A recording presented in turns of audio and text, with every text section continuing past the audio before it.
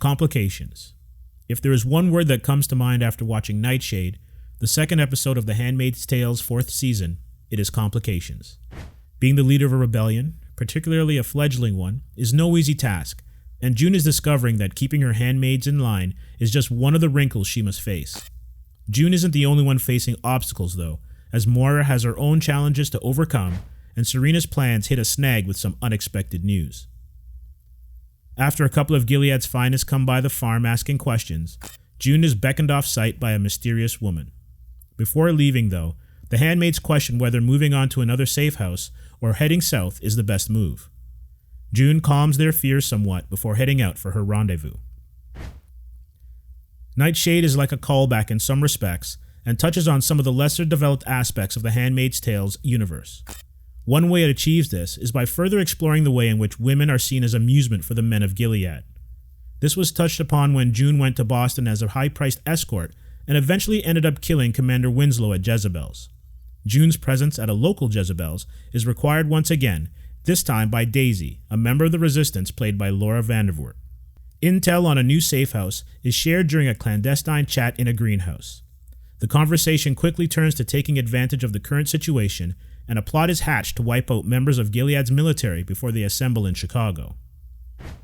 Serena's loyalty to Fred has always been a complicated one, even if her motives appeared easy to comprehend. The conflict within her bubbles to the surface a few times in Nightshade, beginning with her physical exam conducted by the Canadians. The line of questioning she faces lays bare the contradictions she lives by, all in the pursuit of having a child. Trapped in a prison of her own making, those contradictions become even more apparent when her appeal to Fred is flatly rejected.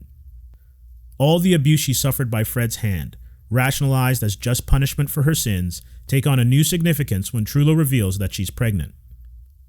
Gilead's impact on children is another aspect of the show that up until now hasn't been given a lot of focus. Moira's interaction with Asher is a rocky one. Asher, taken from the only life he knows, struggles adjusting to life outside of Gilead. For him, Gilead was normal, and he rejects his new family dynamic. Trying to do the right thing can be hard, and it's a lesson Moira learns with Asher. The unintended consequences of June's actions complicates Moira's ability to do her job, that is, until she reaches out to Rita, who was on the plane to Toronto with him. June's low-key assault of Jezebel's goes off without a hitch until she returns to the farm. Concerned for the safety of her handmaids, her suspicions are confirmed when her driver's head explodes. Covered in blood, she watches Nick emerge into the darkness.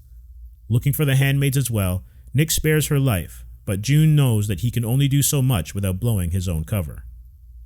Nightshade breezes along from scene to scene with a couple of twists and one big revelation that is sure to reverberate throughout the rest of the season. While not as entertaining as the season premiere, Nightshade delivers, continuing June's emergence as a leader of the rebellion and introducing a curious development for the Waterfords. The Handmaid's Tale 402, Nightshade, 3.5 stars.